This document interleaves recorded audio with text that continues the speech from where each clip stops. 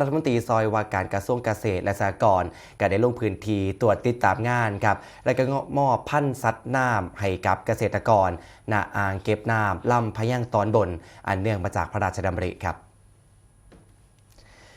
ที่อ่างเก็บน้ำลำพะยั่งตอนบนอันเนื่องมาจากพระราชดำริอำเภอเขาวงจังหวัดกาฬสินธุ์นายวัชระพลขาวขำรัฐมนตรีซอยว่าการกระทรวงเกษตรและสหกรณ์พร้อมคณะลงพื้นที่ตรวจติดตามการดำเนินงานและก็มอบพันธุ์สัตว์น้ำให้กับชุมชนและก็เกษตรกรโดยมีร้อยโททวัชชัยเหมว่าง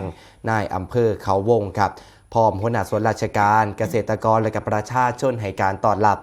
โอกาสนี้รัฐมนตรีซอยว่าการกระทรวงเกษตรและสหกรณ์ก็ได้พบปะเกษตรกรและก็รับฟังถึงปัญหาด้านการเกษตรในพื้นที่พร้อมติดตามการบริหารจัดการน้ำของอ่างเก็บน้ำลำพะยั่งตอนบนอันเนื่องมาจากพระราชดำริซึ่งเป็นอ่างเก็บน้ำขนาดกลางของกรมชลประทานมีความจุนะครับอยู่ที่ 4,137 ล้านลูกบาศก์เมตรปัจจุบันก็มีปริมาณน้ำอยู่ที่ 1,681 ล้านลูกบาศก์เมตรหรือร้อยละ 40.56 ครอบคลุมในพื้นที่ชลประทานกว่า5,600 ไร่สำหรับอ่างเก็บน้ำแห่งนี้ครับก็มีบทบาทสำคัญในการส่งเสริมน้ำเพื่อการเกษตรผ่านระบบท่อส่งน้ำแบบแรงโน้มถ่วงจำนวน92หัวจ่ายเพื่อสนับสนุนการเพาะปลูกทั้งข้าวหน้าปลังข้าวหน้าปีบอกุ้งบอปลา